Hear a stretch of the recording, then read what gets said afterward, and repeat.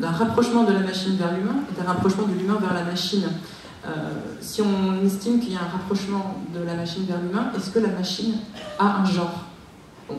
Est-ce que, par exemple, dans la science-fiction, il y a l'un des genres qui est le plus représenté lorsqu'il s'agit de créer des robots? C'est sûrement le masculin, ça ne faut pas rêver.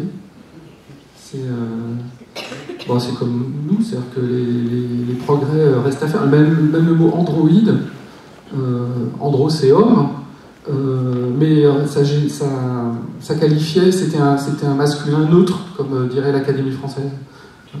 Il a fallu inventer un autre nom, gynoïde, etc. Mais androïde, c'était le mot, alors qu'en réalité non, c'est un robot mâle. Alors que le premier androïde représenté, Metropolis, est une femme. Ouais. Qui va donner le dérivé 6PO en homme dans Star Wars. Donc on a une étrange appropriation masculine, encore une fois, de quelque chose qui était peut-être plus ouvert au démarrage, quoi. Et Denis, est-ce que vous imaginez une société où humains et robots se côtoieraient sans qu'il n'y ait aucune sensation de différence, presque avec un antispécisme dédié aux machines? Oui, en préparant, je me faisais la réflexion, on entend beaucoup parler en ce moment de spécisme, d'antispécisme, entre autres avec les attaques de boucherie. Donc pour ceux qui ne le savent pas, le spécisme, c'est un décalque des idées du racisme, c'est-à-dire que de la même manière que des gens sont désignés par une race, les antispécistes disent qu'on désigne les animaux comme espèces et que c'est un acte négatif, que c'est pas neutre du tout, et que donc face à ce spécisme, ils se disent antispécistes. Est-ce que cette question pourrait se poser avec nos machines? Est-ce que finalement, ce serait un racisme, un spécisme de dire que le robot est un robot? Ce serait le séparer de l'ensemble des êtres vivants, éventuellement même de sa part d'humanité, voire de son humanité complète. Est-ce qu'il n'est pas digne dans l'humanité? C'est des vraies questions qu'on va être amené à se poser. Même aujourd'hui, qui aujourd'hui considère comme normal de frapper son chien? Mais on frappe son iPhone. Si on comparait le QI d'un chien et d'un iPhone, ça dépend des critères, mais c'est pas sûr que le chien gagne à chaque fois, quoi. Donc frapper son iPhone parce qu'il répond mal, qu'est-ce que ça veut dire? Qu'est-ce que ça prépare comme société? Qu'est-ce que ça prépare comme rapport à des machines plus intelligentes, voire conscientes, que de maltraiter, de faire voler son clavier d'ordinateur à travers la fenêtre, etc.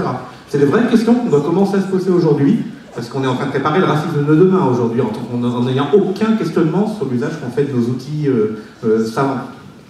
Il faut dès maintenant une éthique envers les machines, si ce n'est même des lois. Faut-il dire s'il te plaît, par exemple, à Siri ou à Alexa? Est-ce qu'il faut interdire à un enfant d'insulter son ordinateur, l'apprendre à être poli? Non, pas du tout. J'allais dire que c'est même pas la question, c'est-à-dire qu'il faut définir ce qui est objet ou pas, quoi. Faut juste avoir la distinction claire dans sa tête de ce qui est un être et de ce qui est un objet. Voilà, c'est tout. Oui, mais c'est une question qu'on n'arrive pas à régler sur les animaux, c'est pour ça que je... Non, tout à fait. Mais quand on voit dans Westworld, je trouve que Westworld est très intéressant là-dessus. Il pose réellement la question justement de la violence, par la violence, justement de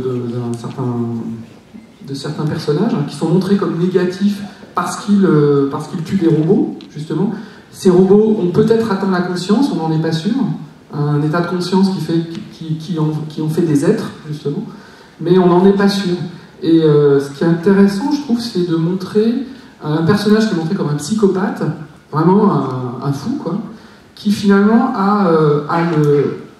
est parfaitement cohérent avec ce qu'il fait. C'est-à-dire que lui, pour lui, les robots, ce sont des objets. Donc, il peut les torturer sans aucun problème, puisque ce sont des objets, ils ne ressentent rien en vrai. Donc il n'y a aucun problème. Mais finalement, cette logique est saine, d'une certaine manière. C'est-à-dire qu'il tue des robots comme nous, on élimine des PNJ pour avancer dans un jeu vidéo, sans aucun état d'âme. C'est la question de peut-on écraser une araignée? Peut-on écraser un petit oiseau? Peut-on écraser un pigeon? Peut-on écraser une vache? Peut-on écraser un chien? Peut-on écraser un homme? Il y a vraiment un problème à un moment, en effet, à fixer une limite. À la violence qu'on peut faire et à ce qui est sentient ou pas. Une fourmi, ça sent rien par beaucoup de côtés. Ça devient... C'est un petit système, c'est une petite mécanique efficace qui n'a de sens que dans sa fourmilière complète. Or, de fait, c'est... L'enfer est dans les détails. C'est-à-dire qu'en fait, c'est pas binaire. C'est pas être ou non être. C'est une lente... c'est un continuum. Et à partir du moment où on fixe une limite, on détermine une morale, en fait. Donc c'est là où ça se joue. Tout le monde est moral. Le psychopathe dans Westworld, il est moral. Il est parfaitement moral. Il n'y a aucun problème. Il n'y a aucun problème avec sa moralité. Il élimine des robots comme nous on froisse un gobelet en plastique une fois qu'il a servi. Ça ne nous pose aucun problème moral. L'acte de froisser, lui c'est pareil. Et ça n'a rien de choquant. Là où la série ment, elle nous manipule, c'est qu'elle joue sur l'image. C'est-à-dire que ce sont des images d'hommes et de femmes et d'enfants. Donc à partir du moment où on nous montre des images d'enfants, d'hommes et de femmes, on va réagir comme si c'était des enfants, des hommes et des femmes. Et là, c'est une façon de nous manipuler qui est totalement régressive et qui existe depuis le XVIIIe siècle avec les automates, où se posait déjà, il suffit de faire une statue, mais même les Grecs de l'Antiquité se posaient la question, est-ce qu'une statue grecque, parce qu'elle ressemble à un homme, est-ce qu'il n'y a pas quelque chose d'humain dedans, quoi. Et Westworld, il joue sur ce petit bout de l'intérieur de nous, ces réflexes cérébraux qui nous font croire que qui sont juste des trucs de reconnaissance d'image, ou quand on voit un homme, c'est un homme. Et la question, est-ce que le robot souffre? Est-ce que le robot souffre? Est-ce que parce qu'il est programmé pour ressentir des choses et réagir en considérant que s'approcher du feu va le détruire, donc on programme un équivalent de la souffrance, et à l'inverse, des choses positives vont être programmées dans l'ordre du plaisir. Est-ce qu'à partir du moment où on a fait ça, pour que ce robot ait un minimum d'autonomie, est-ce qu'à ce moment-là, on ne doit pas considérer qu'il souffre? Et donc, à ce moment-là, lui faire du mal, est-ce que c'est ne pas faire du mal à quelque chose qui est capable de le sentir? Oui, mais ça nous renvoie juste à une optique behavioriste. Si on a une optique behavioriste, si on pince quelque chose et que cette chose, elle crie, c'est qu'elle a mal. Mais est-ce que c'est vrai? On n'en sait rien, mais est-ce que nous-mêmes, nous ne sommes pas des machines, donc voilà. Avec une évolution qui nous a programmé par expérimentation multiple jusqu'à obtenir ce résultat complexe. Mais nous-mêmes, on est des... Il faut faire souffrir un iPhone. Il faut plonger un iPhone dans l'eau suffisamment longtemps, il faut le ressortir, il faut le replonger. Voilà. Il n'est pas programmé pour... Et après, il faut voir s'il devient fou. Non, mais je veux dire, il faut faire il faut expérimenter.